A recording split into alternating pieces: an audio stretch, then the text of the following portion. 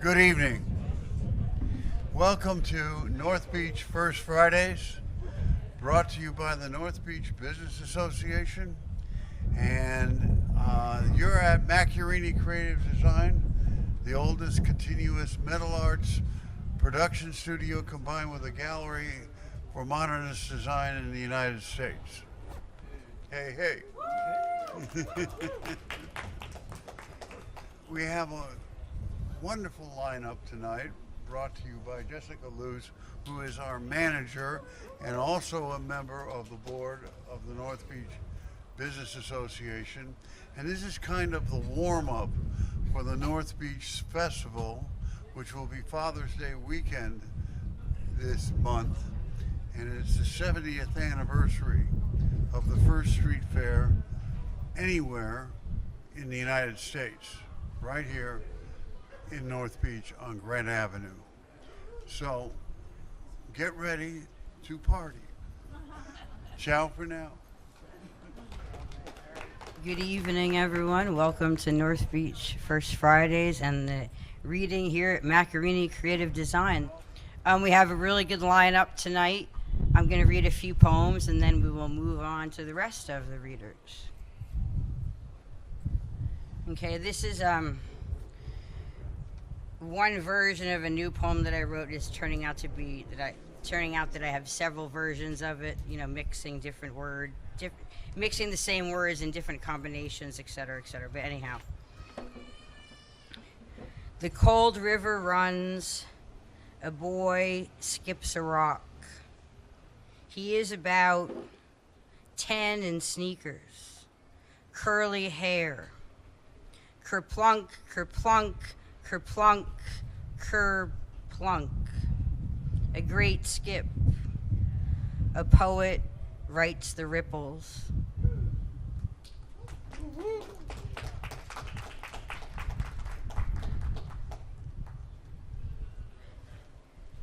Okay. February. Today is February 4th. 2 days ago was the 13th anniversary of my brother Brian's death. He died of pneumonia in Florida at my Uncle Jack's. We had his memorial during a huge blizzard in New Jersey. He loved the bands. Neil Cassidy died on this day, February 4th in 1968, walking along the railroad tracks in Mexico between San Miguel Allende and Puerto Vallarta. His centennial birthday is February 8th. In 4 days. February 16th will be the 1-year anniversary of my mother's death. Eileen's voice comes into my head a lot. A rose is a rose is a rose. By any other name is not my mother Eileen. I just got stoned in Kerouac Alley. It was a beautiful sunny day. Now I'm sitting in a Vesuvio cafe writing this. I'm drinking a cold green tea with honey shaken up by Chad. I'm wearing my dead mother's bra, something I think is weird, a weird place to be. Mingo Lewis died last week. Pete Devine died last night. Both are incredible, unique drummers. Fuck. I'm gonna walk down Kerouac Alley and bang on the Chinese drum. Giddy up, it's Chinese New Year, year of the horse, February is short. Giddy up, bang, bang on the drum, bang, bang.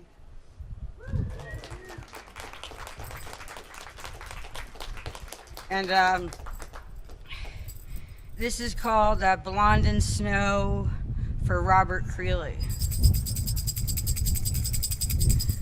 So often we see Blondie take off her scarf in snow and bob her pale neck in the white silence. Chickens have no time or sense of reason. End with a poem by Robert Creeley, because we are reading him at Coit Tower this evening. And so this is a poem by him called The Flower. The flower. I think I grow tensions like flowers in a wood where nobody goes.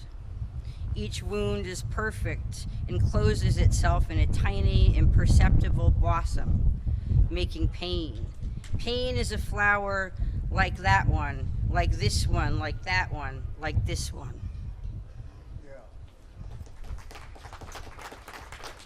And next, I'd like to welcome Elena Pinnen, who has never read here before. She is new to the neighborhood, and she is from Italy, and is studying poetry here. Ciao a tutti. Very happy to be here. I'm from Rome, Italy. I moved to San Francisco for love. Bad decision, but I love San Francisco. I teach Italian here, and I'm finishing a PhD in poetry, but in Cambridge in the UK. I will be back there soon. Anyway, I published a book of poetry 2 years ago. It's about surf and colonialism in the Pacific, but it looks very old to me, so I'm not going to read this. I have some new poems. They're about science and technology from, I hope, an ironic perspective. Let's see.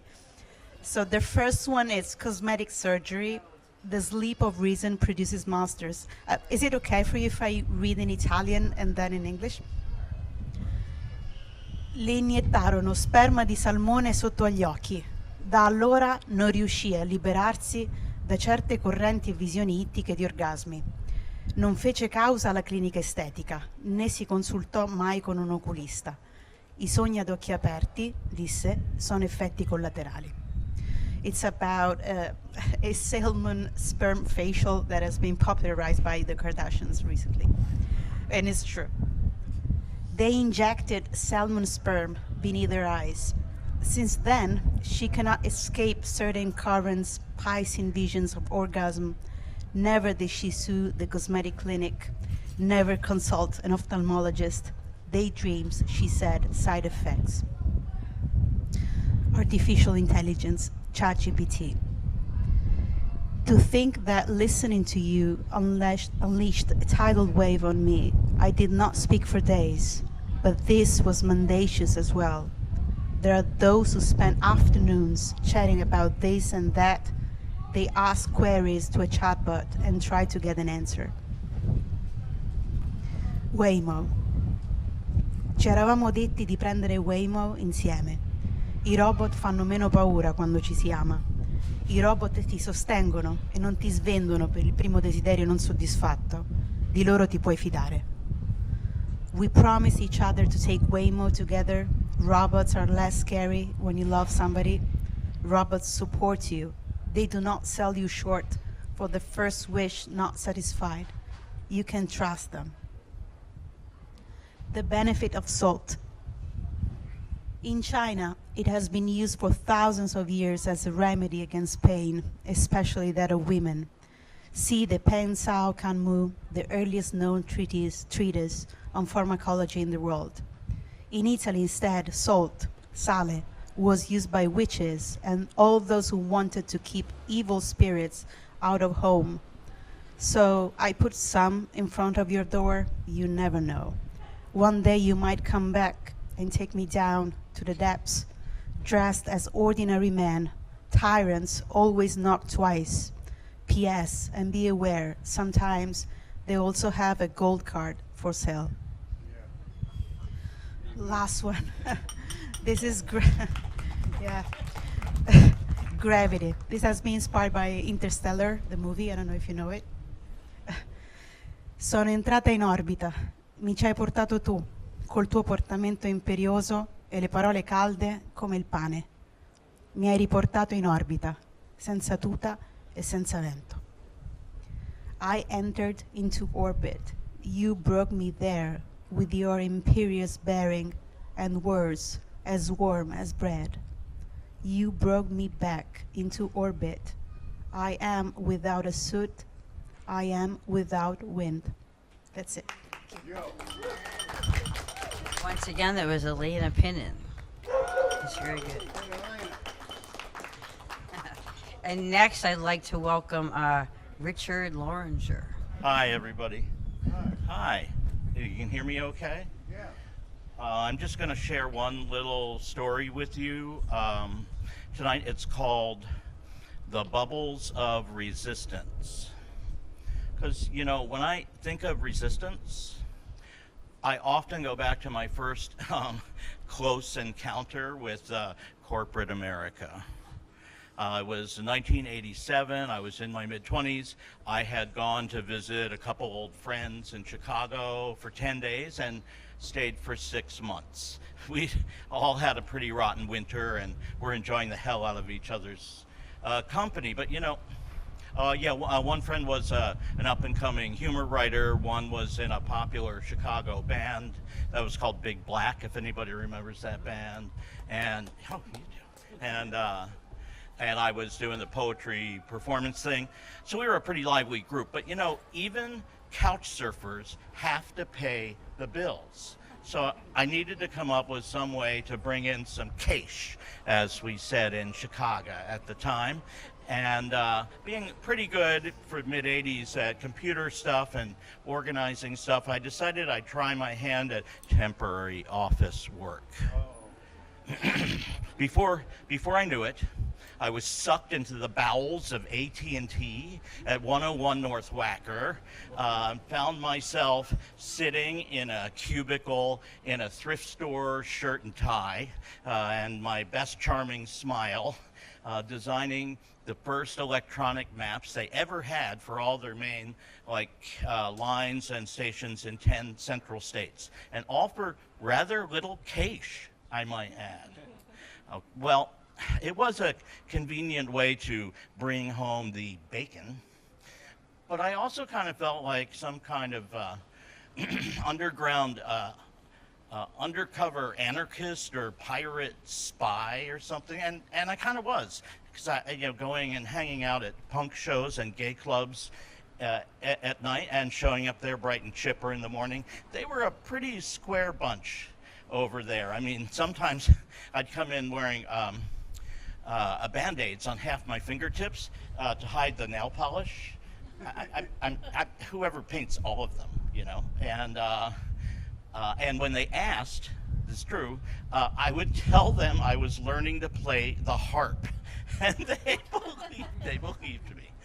Meanwhile, I was doing protection ceremonies and empowerment spells in my cubicle, in the restrooms, in the break room, embedding strange symbols in the maps and writing poems about how Looney Tunes the place really was.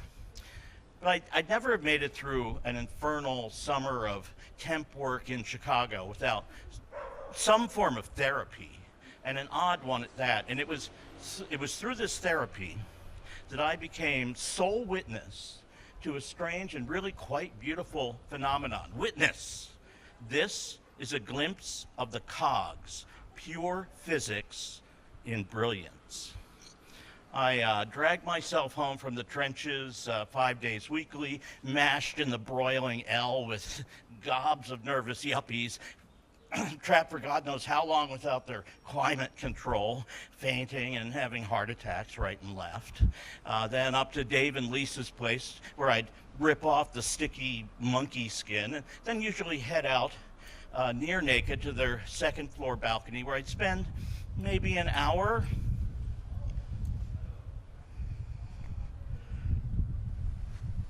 blowing bubbles. Let me try that. Just an hour? Well, yeah, I mean, the balcony looked over a nice neighborhoody intersection near Lincoln and Belmont, which I inflicted every afternoon for months with clouds of annoying little opalescent soap bubbles, to the distraction of many, the sure pleasure of a few, and the irritation of several in particular. Now, you have to admit, they are delightful things, those cute little bubbles. But I'm at a loss to explain the extent of my delight at that time. I mean, I could bask a while in the late afternoon heat, hyperventilate a lot, and watch my little creations drift off into traffic. Soon there were several of us doing bubble therapy. Only I observed it as a daily ritual. Anyway, one afternoon in July, the rockinest storm system of the summer ripped through town. You ever seen a Chicago summer storm? I'm talking driving rain for hours. Branches blowing off trees, trees blowing over, floods, a muck, earthquake, thunder, and wild lightning everywhere, all over the sky every few seconds at some points, blowing power lines, smashing chimneys, sirens, sudden bolts, rain, rain, rain. After about an hour, the wind died down. Rain, thick as rice, was blotting out the street. You could barely see into it. I figured, I might as well, blow some bubbles. I was curious, actually, how far they'd make it into the grind. Water pouring down like sand. I figured maybe an inch, their average diameter, right? So I blew a big blast. One more. School of about 40 bubbles out into the rain. Yes, heavy as buckshot. And watch them drift off into it. Calm as can be in barely a breeze. Absolutely undisturbed. Even their formation undisturbed, not even descending, drifting and disappearing into that wall of rain. One of the heaviest rains I'd ever seen, as if it were not there at all. It's a true story, and it's true physics. So I say, be as bubbles in the rain, my true hearts. The storm will pass. Yo. And you can think of that while you're blowing bubbles. I did have some to pass out. And That was Richard Loringer once again, blowing bubbles. Okay, next I'd like to welcome Cassandra Dallett, who is also a mainstay of the Bay Area poetry scene. She has been around a long time, and I've never had her read, so I'm very excited that she is here tonight. Thank you, Jessica. I am very glad that I'm here tonight as well. I have written new shit, but I'm going to read totally old shit tonight from my book Reckless from Manic D Press. I come from Mud Pond, murky under its tangle of lily pads, dirty kitchen of smoke from wood stove and weed. I come from Fillmore, how it was before high rises, flatland stretched behind chain link, raised tenements, old men with watermelon trucks, and the 22 right on through. I come from Richmond by the tracks, concrete and steel, our little piece of peace wedged into its iron point. I come from Oakland, where roosters and crows talk from the back of the house to gunshots and stereos in the front, where I'm afraid to turn on the local bad news, but grow succulent roots in clay soil and find home. Yeah. Still there, 17 years. Okay. Let's see.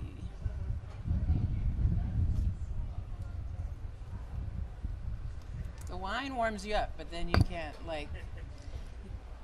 feel the pages. Naughty Heart. We explore junk piles and you admire tree stumps. They remind me of home like chainsaws. I want to take you there through trees, holding hands, but I don't know where home is. Mom and Jeff's, not mine, a cabin in the woods, full to the roof with them, not any of me save for the school photos of my son that I've sent them. I have no history there. The houses I grew up in, Dad's houses, are standing, but have been gutted to the studs, remodeled minus the nicotine-yellowed walls, chewed up floorboards full of droppings and animal fur. These gamey places I grew up in are as distant as a place can be in the same lifetime.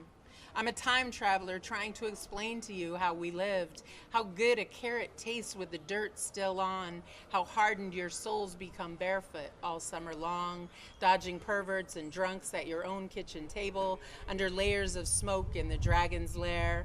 No one drives those old cars anymore, kids rattling around the back seat, loose and unstrapped, wild as bobcats with pointy ears listening, waiting to lead me back through time. Feeding the mountain. I cremated the smoker, a craving to the bone turned to ash. My daddy, sprinkled in the snow, bone fragments and white cold, barren stalks on a colorless day. I hate winter. Sorry, Daddy, that's when people die. Even your summer solstice self, better seen in pocketed t-shirts, blue like your eyes, lighting fires, driving fast with the windows down to the stock car races or the drive-in.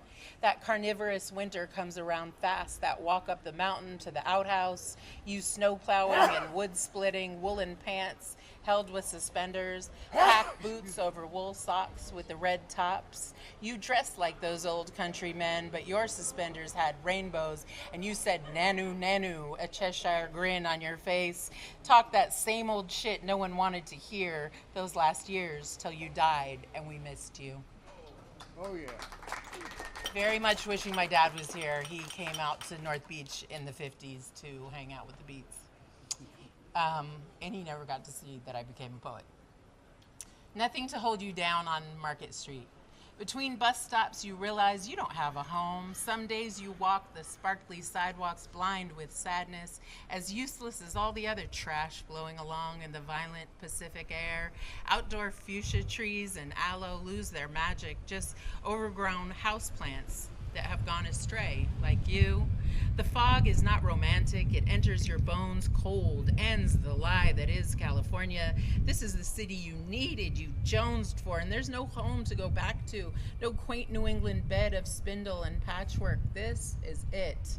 But nothing holds you here. The mates you pick bob around the ring. You try and you try to beat them into needing you. You punch them in the nose with your little girl fists. You kick and feed them your icky bits. You want to force them to hold you safe as mother arms in the night. Again and again you wake alone. Every day a hangover, even when you're too bored to drink, too tired to 12-step. Some people have things they went to school for, things that pay them or require them, children, careers, foreign words. You only wanted love. You'll only kill it when it's given. Feels like putting on someone else's clothes. You can't fit into it, are too malnourished to swallow it. Need something stronger to keep you from falling off, right off this quaky edge of continent. All you can do is walk and walk. Let the Muni bus pass your broke ass by. Yeah. Sums up my youth. And on to Oakland, the Raptor on East 14th. There's a tower in East Oakland, down by Seminary on the Host Stroll. That's where he lives. I've never seen him, but the air conditioning guy told me he hunts this wasted tundra of coke smokers, winos, baby girls on colt legs wobbling by on stilettos, thick-ass mini-skirted vets holding up street corners. Like the girls, the great white owl uses the sit-and-wait style of hunting. His penthouse home is high in the brick tower above the low-standing blighted buildings of the flatlands, above the taco trucks and ice cream carts of the Sureños. He's built a queen-size nest surrounded by shit pellets and pigeon carcasses like fried chicken bones outside the Fish King a few blocks up. I want to stalk this bird of prey, catch him in action. Taloned king of the ghetto, he rules among scavengers. No one is scraping up much more than a welfare check or a stolen flat screen. Years later, I'm still obsessed with this owl and want to go find him over there. So I'll just read a short one at the end, the last poem in the book, Spirit in the Dark. I spent Saturday night playing songs on YouTube, Sunday morning songs in the car. I've blown a speaker, leaving a sad, cheap growl where the bass ought to be. The songs I replay sing to tears, modern versions of those that rose from fields, sprouting wings, soaring off, over the big house, over the Atlantic. Call it heaven, call it home. The intangible moment when the one you desire desires you, meets you in cottony skies, naked but for your wings, wet pearls, a first kiss on the top of a roller coaster. One bright morning, when this life is over, I'll fly away. Thank you. Thank you so much for having me. Once again, that was Cassandra Dallett. And next, please welcome another stalwart of the Bay Area poetry community. Please welcome William Taylor Jr.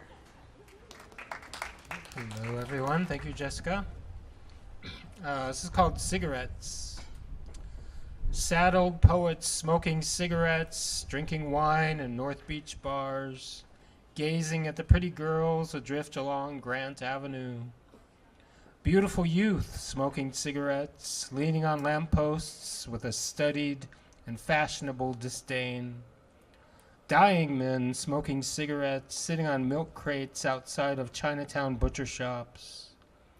Eventually it will come to nothing. Eventually it will come to tears.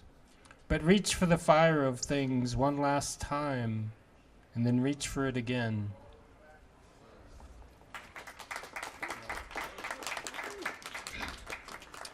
When they finally come for you.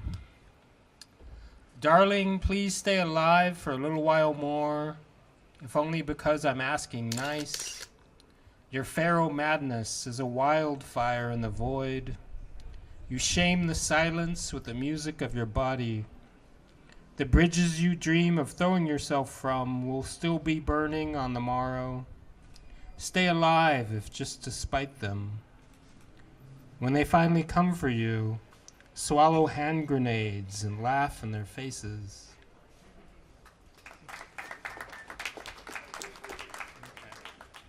And you shouldn't explain your poems, but a little context of this one.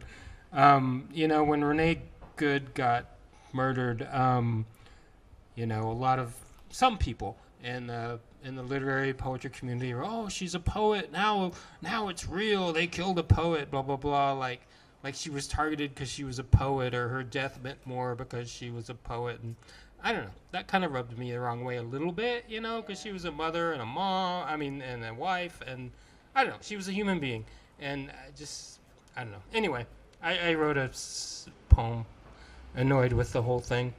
It's called He Said They Shot a Poet. He said, hey, did you hear they shot a poet? As if it were some kind of news, as if it were something that had never happened before, as if the world didn't have a long and storied history of such occurrences. He said, hey, they shot a poet. And I said, everybody's a poet these days. They shoot poets like they shoot novelists and go-go dancers, like they shoot horses and butchers and losers and freaks. He said, hey, man, they shot a poet. Now it's personal. As if it hadn't been personal the first time they shot anybody at all. He said, hey, man, they shot a poet. And I said, yeah, well, no shit.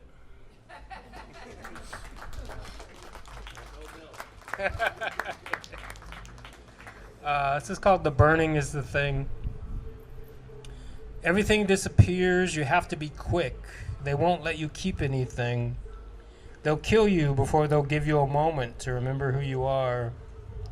They'll find strange new ways to break your hearts. And the day will come when you discover whose side the years are really on. It's too late to be skinny or beautiful, but we can dance like the girl at the bus station at 3 a.m. We can write poems like we're drunk in someone's kitchen, breaking the furniture. Pretty words won't save us, and there's nothing that ever comes of anything, but don't despair. There is fire in music and fire, and the burning is the thing. Yeah. I'm going to read a few from my latest book called People Are Like Wolves to Me. This is called The Fact of Her. In San Francisco, at any given moment, there is a girl in North Beach on Grant Street wearing a long and fashionable coat. She's got raven black hair tumbling down her shoulders, a cup of wine in one hand, maybe a cigarette in the other, looking like something from an old French film. She's swaying on the sidewalk to music from a bar or a man playing guitar on the corner. Maybe she knows you're watching, maybe she doesn't. But the thing is, the simple fact of her makes all the rest of it worth suffering through. And this one I'm reading is kind of a request. It's kind of I think, a little amusing story. On my way here, I stopped at Mr. Bing's and had a beer. And as I was drinking my beer outside of Mr. Bing's, these kind of drunk young men came out, and they were, hey, dude, what's going on? What are you doing, And I'm all, well, I'm going to go read some poetry in a bit. Oh, dude, you're a poet. And I'm all, yeah, okay. And but then, like, one of them, his name was Ian, he had, like, this tattoo of Rimbaud, like, on his shoulder, and so we actually got in this kind of drunken conversation about poetry. And one of the guys named James, he's all, let me see your book, man. And so he opened it up, and we're all sitting outside of Mr. Bing's, and he opened it up to a poem about sitting outside of Mr. Bing's. And he's like, whoa, dude, you need to read this poem tonight, because, wow. So I'm going to read this poem for James. No, they were drunk and said, yeah, we'll show up, dude. But no, none of them are here. They're probably still at Mr. Bing's. But this is called Shaking It Off. Friends, let's celebrate this moment simply because it's here and will not be so again. It's a bright afternoon in San Francisco. I'm in Chinatown and they're playing the Velvet Underground at Mr. Bing's. Death wouldn't dare to show its face around here, not today. The dark got a hold of me early on, but sometimes I can still shake it off a bit. With another half-assed poem, with another golden beer beneath the golden sun. And as the love and the light slip through the cracks as the void as best they can, let me have this as the people drink and laugh and smoke, and the old love songs play and play like nothing could end. Yeah. Thank you. And one last one. This is called You're Not Wilfred Owen. You're not Wilfred Owen. We don't need another poem reminding us how war is an unkind thing and how the death of children is something civilized folk should have no truck with. War and its lackeys wipe their asses with poetry, and dying children have no interest in such things. What we could really use are poems reminding us to be ashamed of how we daily throw away our lives at the whims of the dull and the servile. Give us not your poems workshopped into bland competence, rendered useless and sterile, dead upon the vine. Poems of virtue by the virtuous, pristine of craft but lacking heart. Poems as useless as bags of tissue paper in the rain. Poems that couldn't get themselves arrested. Give us poems as broken and as frightened and as unrepentant as our problematic souls. Imperfect poems with imperfect voices, demanding to exist without permission of the community. Give us poems reminding us it is worthwhile to be alive despite the evidence suggesting otherwise. Get out of town with your poems born only to chase down the lowest common denominator of mediocre hearts. Give us poems that speak in the ancient language of fire because death is on our ass and the whole world's trying to sell us their empty words even though we've already paid. Thank you. Yo. Once again, William Taylor Jr. Yo. And we're going to close out this evening with some music from a woman that I actually met just recently in Vesuvio Cafe. And so now she is here. We got in a long discussion about music. And so it turned out that she is a banjo player. And so now she is here performing for us tonight. Please welcome Tatiana Bookbinder.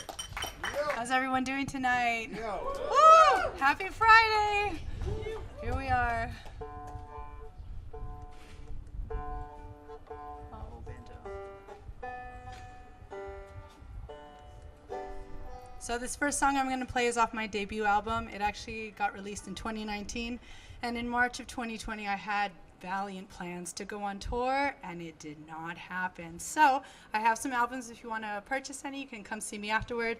But this is a song I wrote called You Don't Get to Know Me Anymore.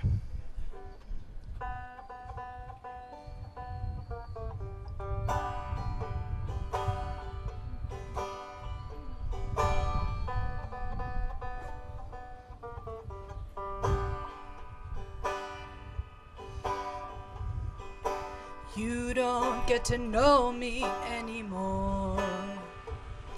You don't get to say hi. You don't get to say bye. I don't have to hear your lies. I don't have to watch you cry. You made your bed by walking out that door. And furthermore, don't get to know me anymore. You don't get to know me anymore. Boy, stop crawling round my space. Get your nosiness out of my face. You lost your shot and all you had with me when you said you couldn't marry me. Oh boy, you made your bed by walking out that door. And furthermore, you don't get to know me anymore. This is how it works, kiddo. What don't you comprehend? When you call your lady old and fat, you can't really think we'd be friends after that. I gave it all I got, and I opened up my heart, not knowing you had those deadlines and hidden agendas right from the start.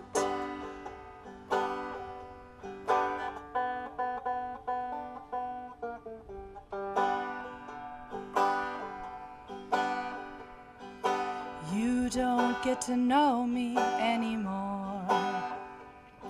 You don't get to say hi. You don't get to say bye. I won't listen to all of your lies. And I certainly won't pity you when you cry. You made your bed by walking out that door. You sealed your fate by telling me no more. So without bitter ado, and furthermore,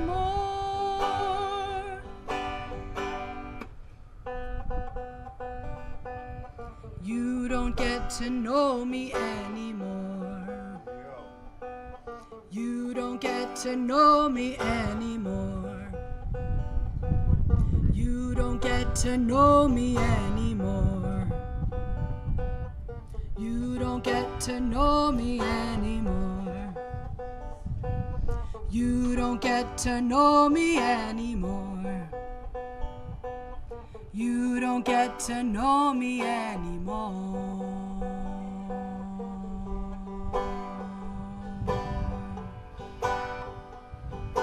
You don't get to know me anymore.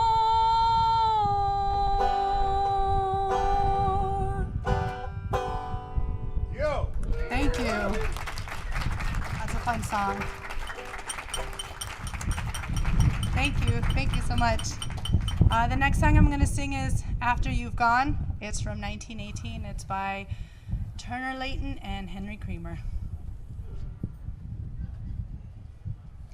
Don't you remember how you used to say you'd always love me in the same old way? But now it's very strange that you should ever change. Sometimes I think someone has won your heart, tempted you away. But let me warn you, though we're miles apart, you'll regret someday, my darling. After you've gone and left me crying, after you've gone, there's no denying you'll feel blue, you'll feel sad, you'll miss the dearest pal you ever had. There'll come a time, now don't forget it, there'll come a time when you'll regret it someday. When you grow lonely, your heart will break like mine, and you'll want me only after you've gone away. After I'm gone, after we break up, after I'm gone, you're gonna wake up. You will find you were blind to let somebody come and change your mind. After the years we've been together, their joy and tears, all kinds of weather. Someday, blue and downhearted, you'll long to be with me right back where you started. After I'm gone away. Oh, you're gonna miss me, baby. I don't mean maybe. Someday, when you grow lonely, your heart will break for me only after you've gone away.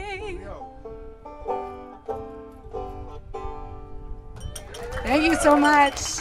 Thank you for coming out. Have a good night. Thank you.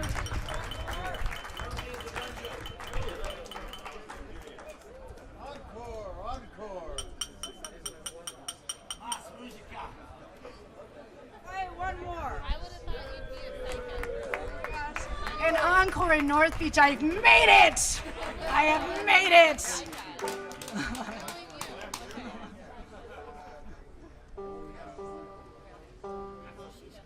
Encore. Thank you. All right, so I'm going to play, what am I going to play? Mr. Engineer by Jimmy Martin. This is a great number. I love it. Oh, cool.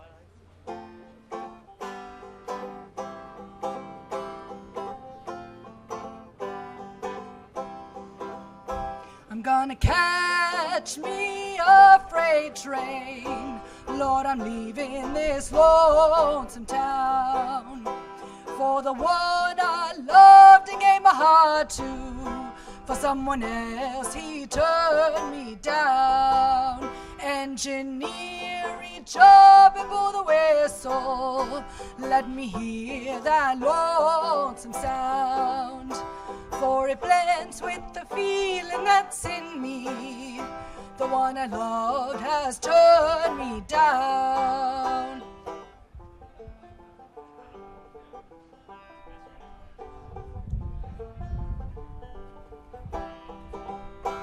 There's 16 cars behind each engine. I'll ride the last one till the end of the line. I don't know where I'll go, where I'll wind up. Just anything to ease my worried mind.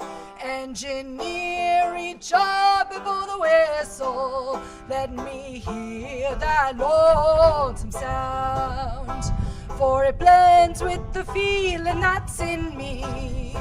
The one I loved has turned me down.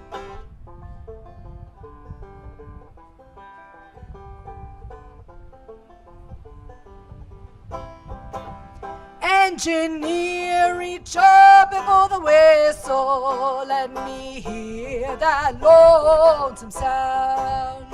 For it blends with the feeling that's in me. The one I loved has turned me down. Engineering job and pull the whistle. Let me hear that lonesome sound. For it blends with the feeling that's in me. The one I loved has turned me down. The one I loved has turned me down. The one I loved has turned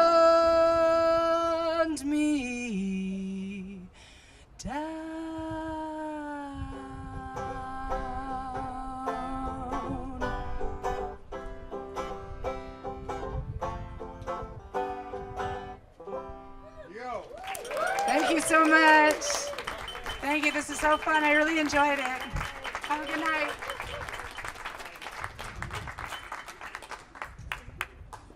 Once again, that was Tatiana Bookbinder.